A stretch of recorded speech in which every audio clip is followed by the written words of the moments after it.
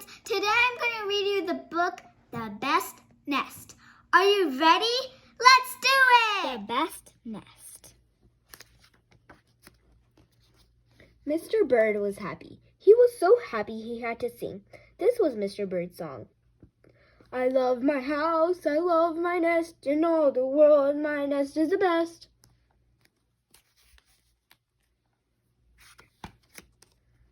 Then Mrs. Bird came out of the house. It's not the best nest, she said.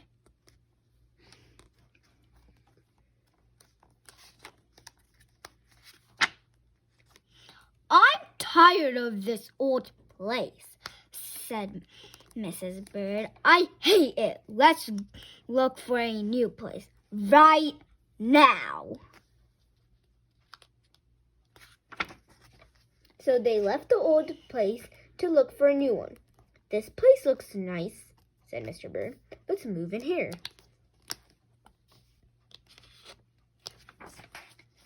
But somebody else had already moved in. So they looked at another house. This one looks nice, said Mr. Bird, and there's nobody in it.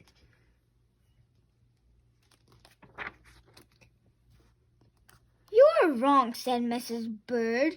This house belongs to a foot.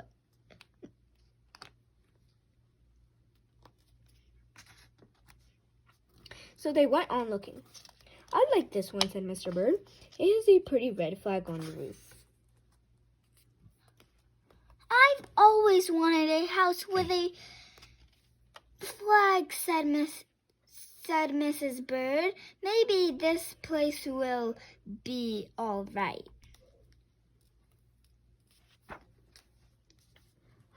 But it was not all right. I guess I made a mistake, said Mr. Bird.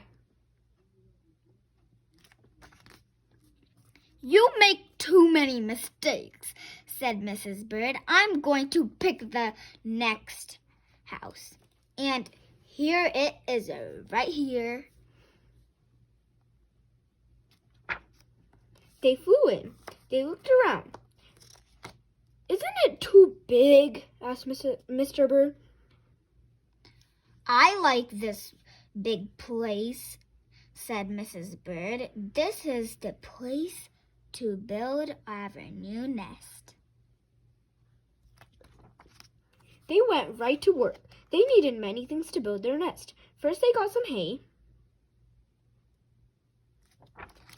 They got some soda straws and broom straws. They got some sweater string. They got some stocking string and mattress stuffing. They got some horsehair and they got some man hair.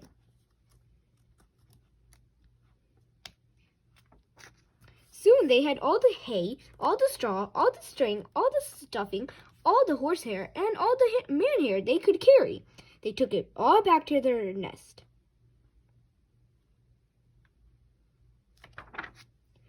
Mr. and Mrs. Bird worked very hard. It took them the rest of the morning to finish their nest. This nest is really the best, said Mrs. Bird. I want to stay in here forever. Mr. Bird was very happy too. He flew to the house. He sang his song again. I love our house. I love our nest. In all the world, our nest is the best. He was so busy singing, he didn't even see Mr. Parker coming.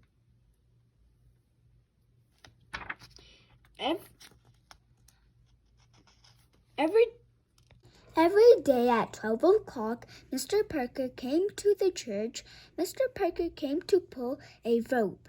The rope went up to the bird's new nest.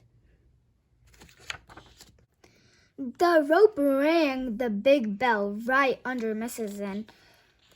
Bird's nest. Bong, bong, bong. Mrs. Bird got out of there as fast as she could fly. Bong, bong, bong, bong, bong, bong, bong.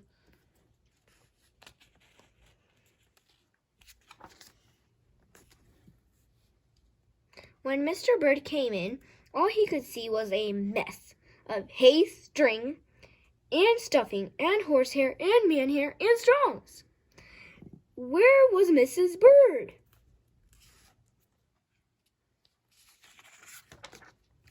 I will look for her until I find her, said Mr. Bird. He looked high, he looked low, he looked everywhere for Mrs. Bird.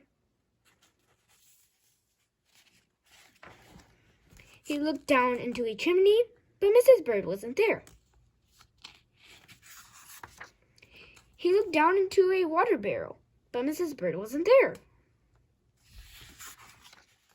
Then he saw a big, fat cat. There was a big, fat smile on the fat cat's face. There were some pretty brown feathers near the fat cat's mouth. Mr. Bird began to cry. "Oh dear," he cried, "this big fat cat has eaten Mrs. Bird." Mr. Bird flew off. "I will never see Mrs. Bird again," he cried.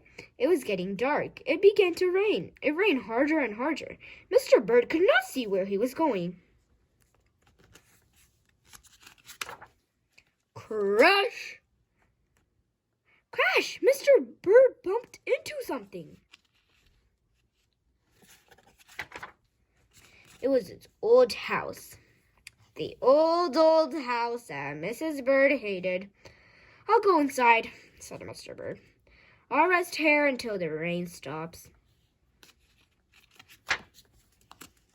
Mr. Bird went in, and there was Mrs. Bird sitting there singing. "I love my house, I love my nest. In all the world, this nest is best." "You hair?" gasped Mr. Bird. "I thought you hated this old nest."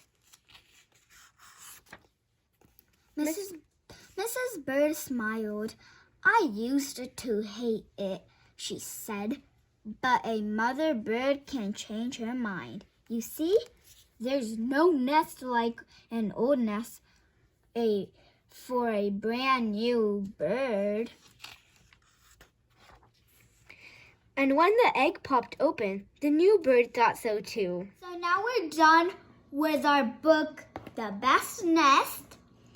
So I hope you liked it. Please make sure to watch my next video. Bye!